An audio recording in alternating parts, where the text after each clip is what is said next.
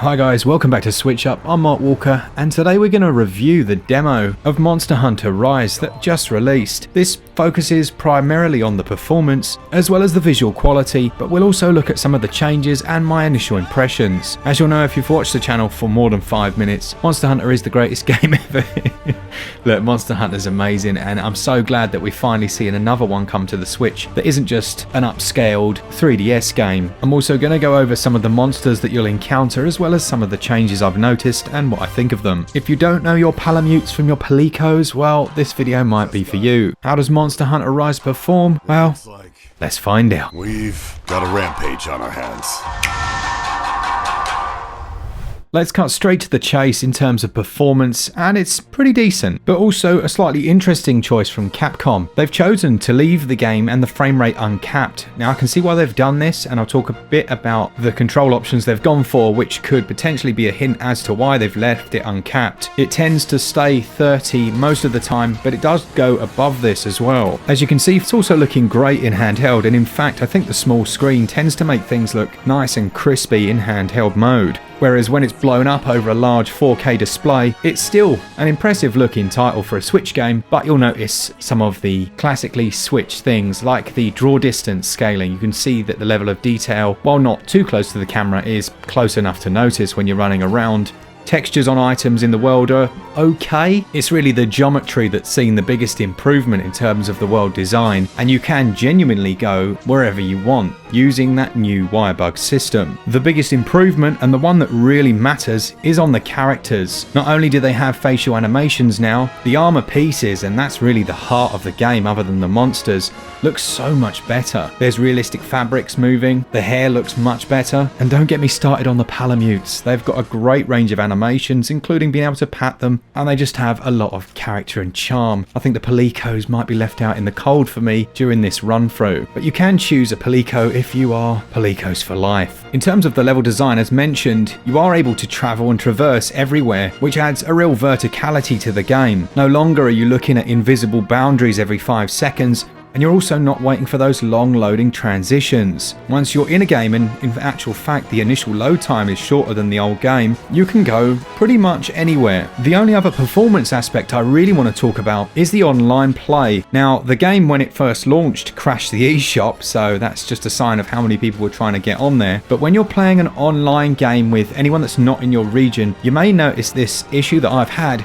and that's that the game seems to pause every few seconds. It's slightly unusual because it's consistent, so it's literally every second and a half you'll notice it will pause. I'm not sure if this is affecting everyone, but whenever I hooked up with other players online, I experienced this. I'm sure it's something they'll iron out, but right now it's quite irritating. If you're playing in LAN games, this isn't a problem at all. But for veterans of the older games, you're going to notice quite a few changes in terms of the character input latency. Namely, it's much better. This is very welcome considering they've introduced gyroscopic controls, which I'm really excited about for a number of reasons. Firstly, you know that I have a bit of an obsession with them, but secondly, when they're done right like they are here, they can make the Nintendo Switch one of the best places to play certain titles on. And as I generally main bow or heavy bowgun, the difference it makes being able to quickly flick the camera around using the Joy-Con to pick off key body parts is so massive. It's difficult to put it into words. If there was one thing that could be said about Monster Hunter, prior perhaps to Monster Hunter World, is that it could feel a touch cumbersome to control,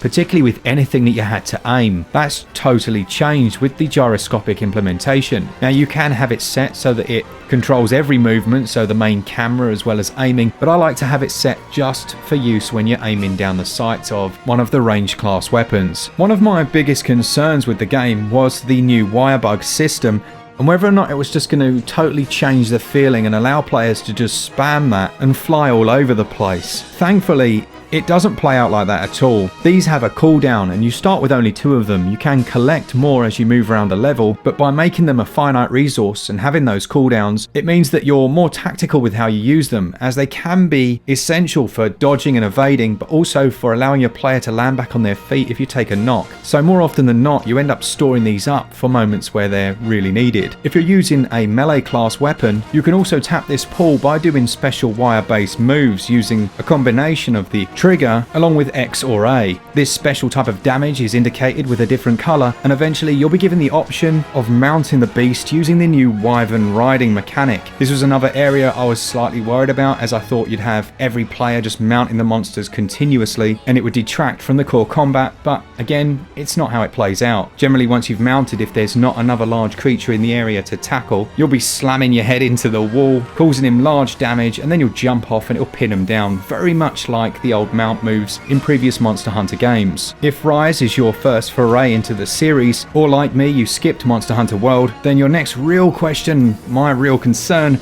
was how are the weapons going to feel? There are certainly a few tweaks, but there's nothing that changes the overall feel of the game. And in fact, there are a lot of quality of life improvements. Things like the heavy bowgun with its machine gun turret ability. Not getting away!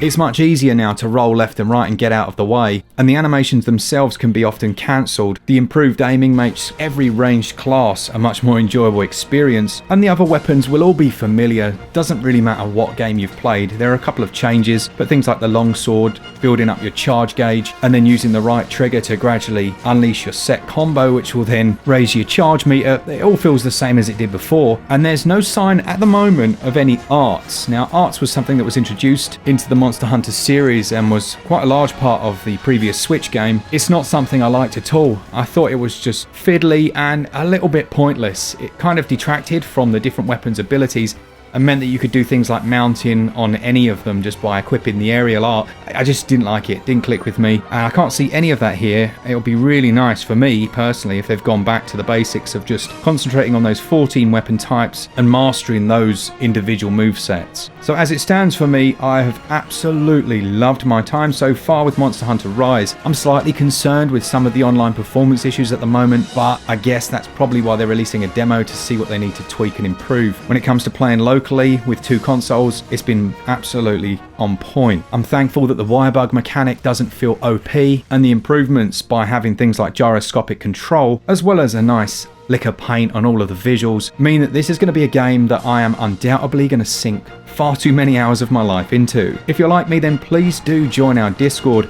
I've just set up a room for Monster Hunter Rise, so if you want to get into some games, I'll pop the link in the top pinned comment, but we've also set up a chat as well on there, so you can do voice chat with the group that you're playing with. Word of warning, you only get 30 goes on this demo, so use them wisely. Let me know down in the comments, what do you think? Are you enjoying it as much as me? Are there some things that you're finding a bit more irritating? Or are you just very, very hyped for that initial release? Remember, if you are interested in it, it's going to come in a couple of flavours.